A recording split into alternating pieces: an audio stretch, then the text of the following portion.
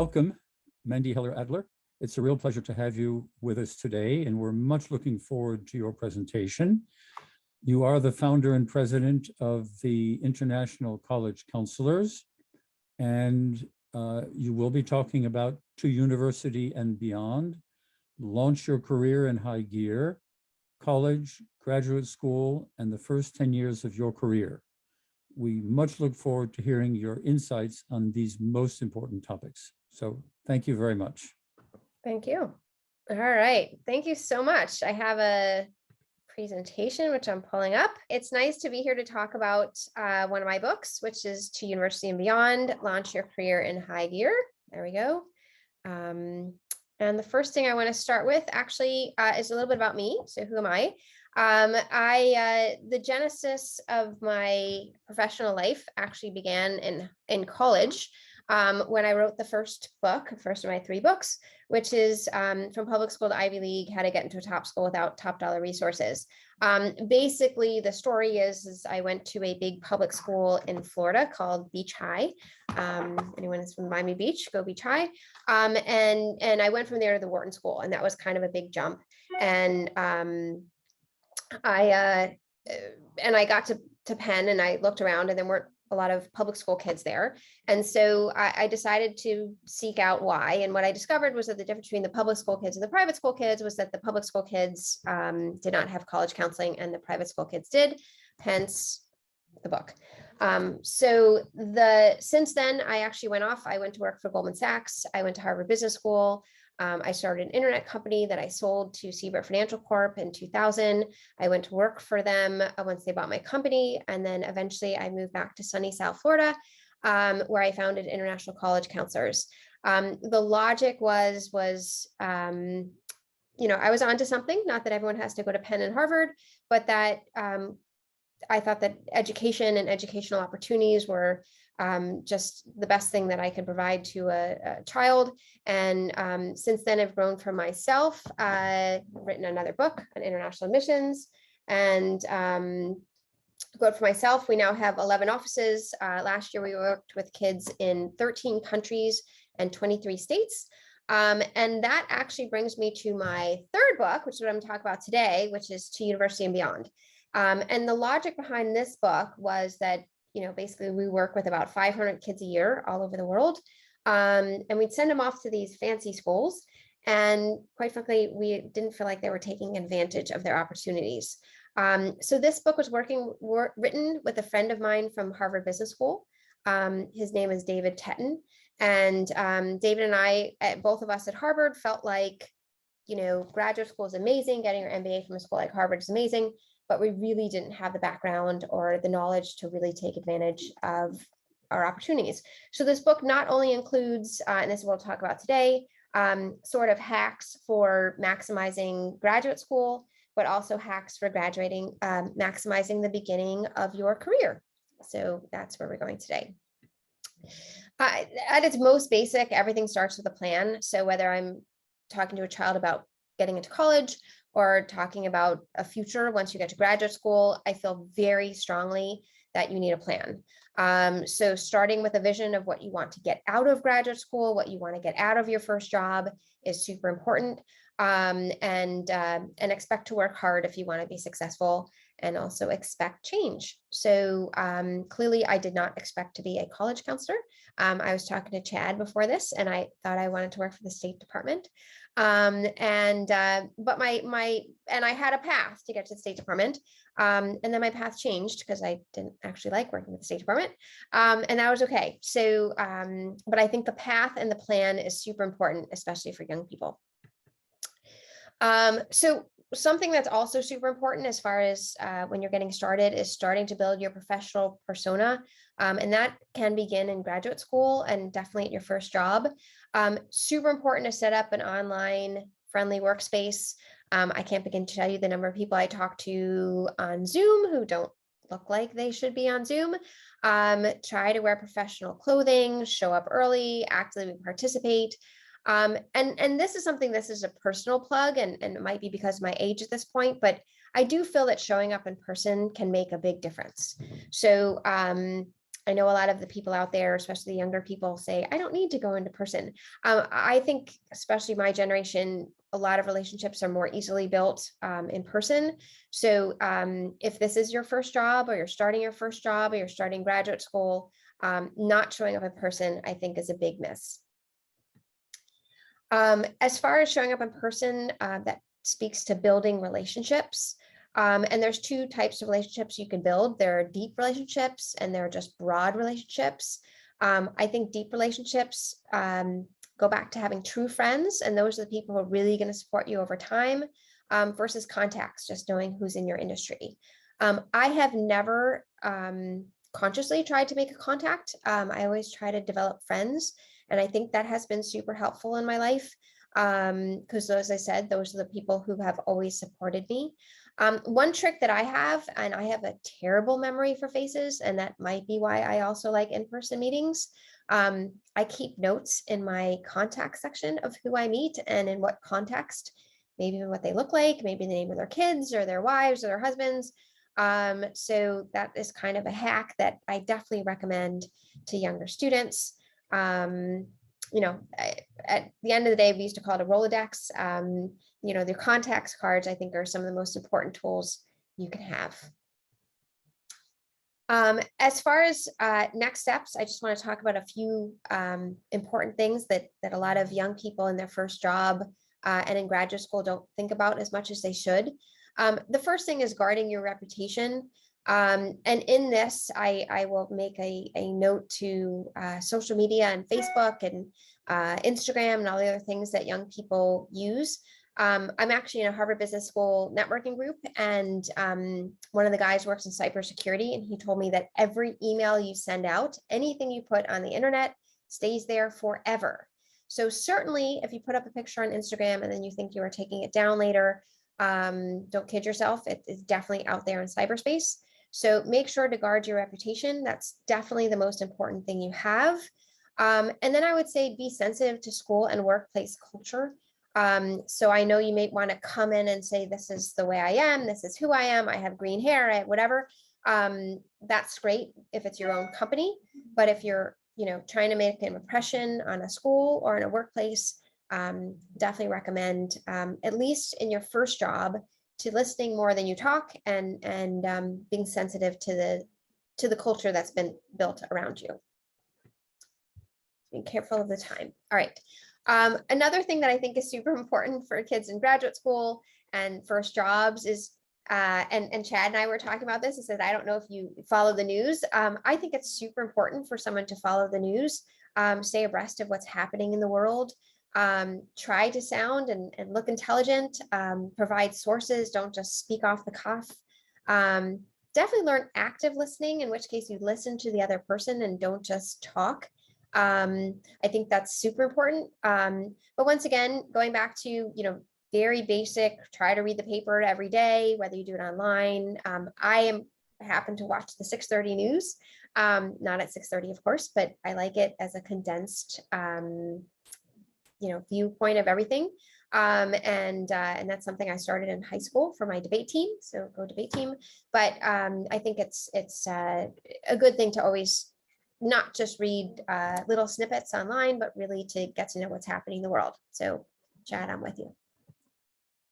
The next thing that I want to talk about is, oh, sorry. Here's another way to be intelligent. They have all these online open courses. So some of you might be saying, I'm not going back to graduate school. And that's fine. It's not for everybody. However, there are all kinds of graduate school options right now for free where you can still learn the subjects.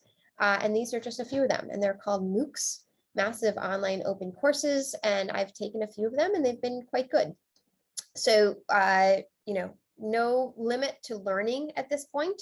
You won't get a degree necessarily from these places, but you certainly can learn a lot from these places. This is an important slide that I want to put in there. So from my experience, and I guess everybody's experience, you can't possibly know everything, but showing that you care is a critical part of being a part of a team and being successful and being someone that people trust.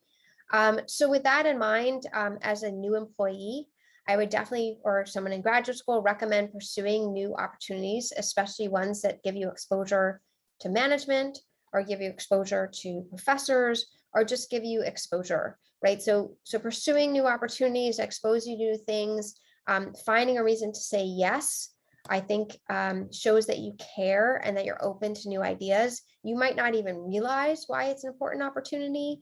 The best example I have for that is when I worked for Goldman Sachs, I was actually put in charge of planning the year-end party. And I thought that was like a horrible job to be given. But the cool thing was I had access to all of the senior partners because they all cared about the party.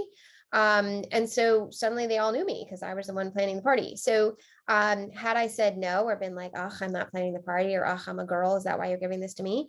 I would never have had that opportunity. And I can assure you by the end of the year, all the senior partners knew my name. It was Goldman Sachs was a much smaller place, but all the senior partners knew my name. And that was a very cool opportunity. Another thing is, learning does not have to stop in the workplace. Going back to the previous slide, use your downtime to learn new things. There's nothing that an employer will find more beneficial or more useful than an employee who's done a lot of homework and maybe read up on things that he or she didn't have a chance to read up on. So if you really like your job and you really want to move up, try to acclimate to workplace culture, try to show up, try to find a reason to say yes to new opportunities, pursue opportunities that give you exposure to management, and definitely use your downtime to learn new things. All right. The next part of this presentation is I'm going to go through pretty quickly, and it represents 35 pages in this book. And basically 35 pages in this book is dedicated to, once again, seizing opportunities as a young person to make yourself better, stronger, more knowledgeable, right? And there are so many of these. They come in the form of scholarships. They come in the form of internships. They come in the form of just educational opportunities like those MOOCs. So I encourage you to seek these kind of opportunities and use them as opportunities to learn. All right, so the first one is, I'm just going to go through some quick slides. Like in our book, we talk about opportunities for students interested in tech. So these are all kinds of opportunities for young people interested in tech to meet other tech people, industry executives, get you where you want to go. For more details, it's in the book, but there's a great place to start. Next one, for students who want to learn but don't want to go to school, here are other opportunities for places you can learn. A lot of this is related to tech, but certainly something that you could do, certainly in opportunities that you could do as far as independent learning. So for students interested in politics, right, there are congressional internships for young people. These are all different types of opportunities. These are programs for underrepresented minorities. All of these relate to students in their 20s. So these are some pretty cool programs. Once again, I'm going through these quickly, but to show you a breadth and depth of opportunities that exist for young people. Here are programs for Jews. So Jewish students, there are all kinds of fellowships, Israel trips, funds, programs, ways to explore not just your religion. Actually, these are not necessarily religious based, but ways to maximize your yourself as a young, I guess, future Jewish leader. These exist for Christians as well. So lots of amazing Christian opportunities, and there are definitely more of this in the book. Muslim programs, I couldn't find as many in the US, unfortunately, but certainly these are amazing opportunities. And within the US, there are definitely fewer Muslims than there are Christians, so less competition for these awesome programs.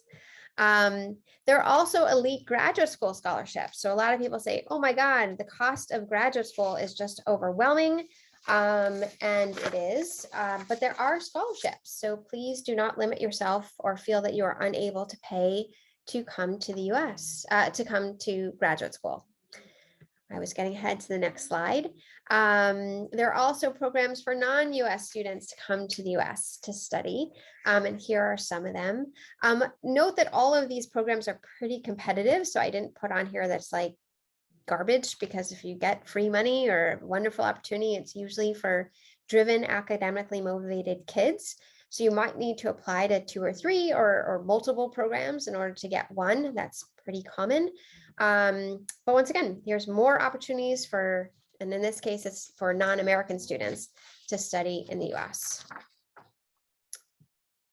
And then here's the last slide that I'm going to share as far as a list, which is programs for mid-career professionals.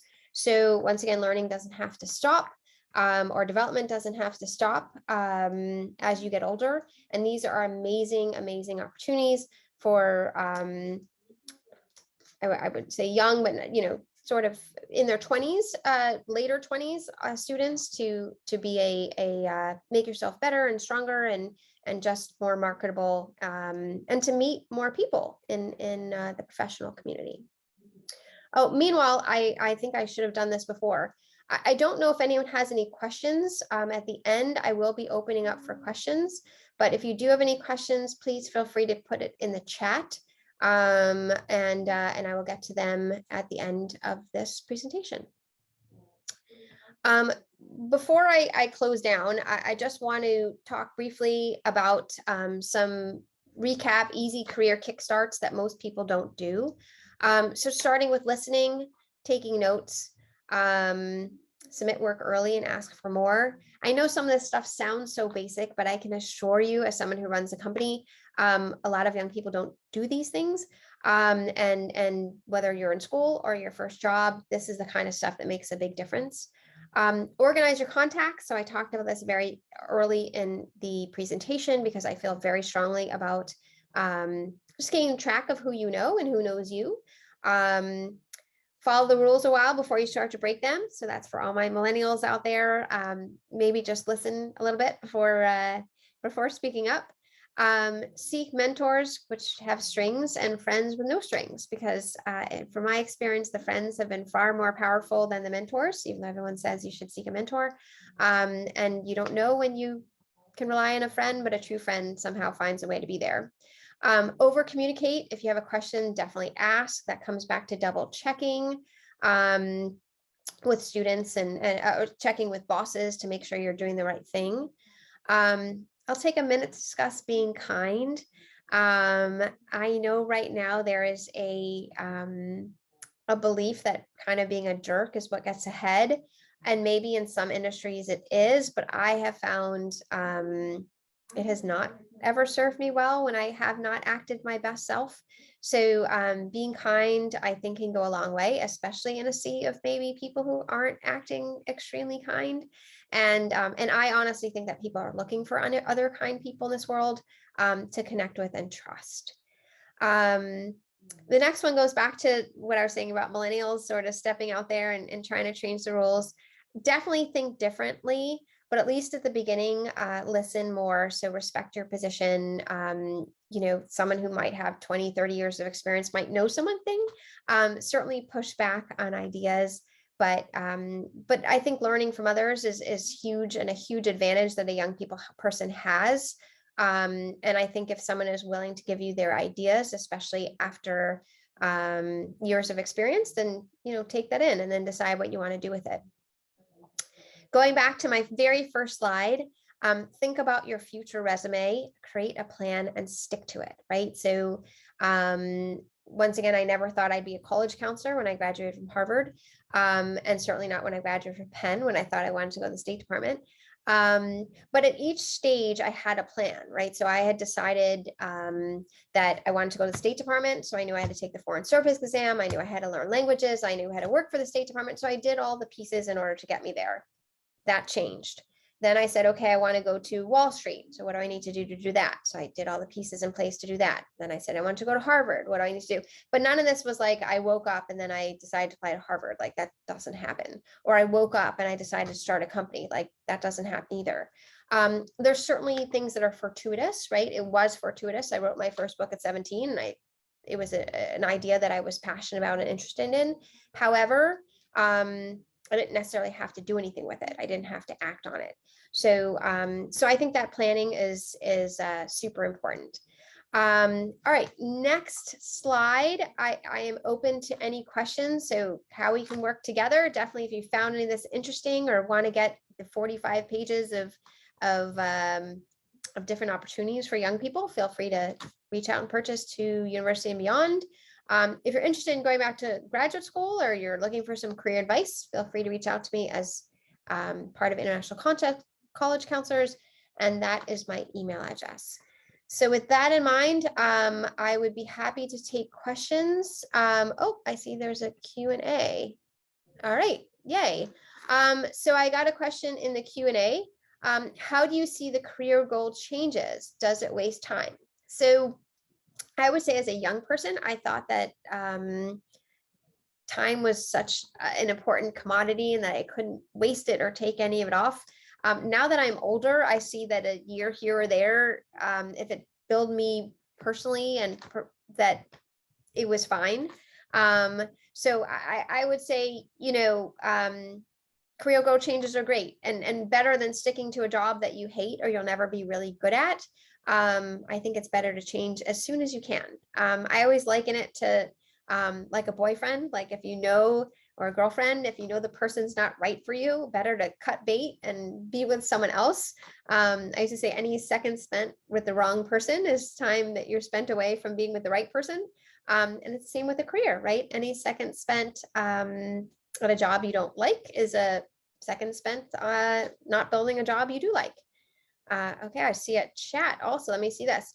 What is the key to creating a solid graduate assistantship? So I think it's super important for a graduate assistantship or anything in graduate school is being aggressive. And if you can, reaching out to professors and people in person. So I don't think there's anything more powerful than showing up at a professor's door and saying, hi, I'm here and this is what I'm interested in. I work with a lot of high school students who want to get research experience from college professors. And I can assure you that working with high school kids is not always a lot of fun. And certainly if you're a professor doing real research, but my students get it. The ones who get it are the ones who are persistent. If possible, they show up in person and they spread their net really wide. So I would say the same thing would be for getting a graduate assistantship. It looks like there's another question in the Q&A. Let me see. How about job hoppers? So I would say as an employer, I don't love if it looks like someone's a job hopper because I don't want to put in my time to someone who's going to hop to another job. However, I think as an individual, if you hate your job, I think you should leave it because you'll never be very good at it. Here is a true, I don't know if it's a secret of mine. I wasn't very good at investment banking, not because I couldn't do it. That was actually one of the first lessons I learned, that it wasn't that hard. However, I just really didn't like it, right? So now when we talk about doing research and learning about the world, like I read everything I can about education. I love it. I love learning about colleges. I love being the first one to know all the answers. Investment banking, I never cared about CNBC. I never cared about any of that. And as a result, I wasn't very good at it. So it was good that I became a job hopper in that regard. But then again, I've been at this job for 19 years, so I don't think anyone can now call me a job hopper.